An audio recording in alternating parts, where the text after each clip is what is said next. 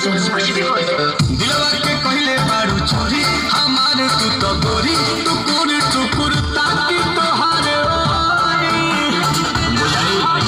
देखो मीठे लिपस्टिक लगाई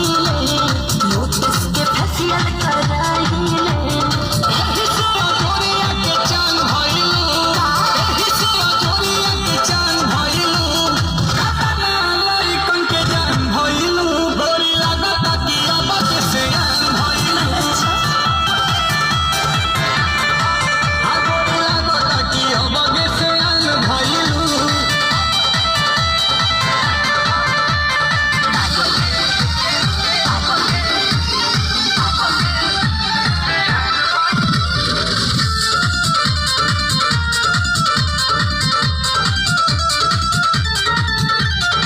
पिछले बारांड बाड़ू पूछी करेलू बात ऊंची बवाल बाटी मांड तहार बूची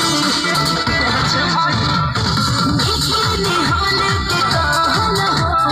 करता रानी कमल हो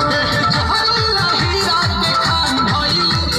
जहरीला हीरा के खान भइलू कतना लोही कन के जान भइलू गोरी लागत कि अब के सेल भइलू गोरी लागत कि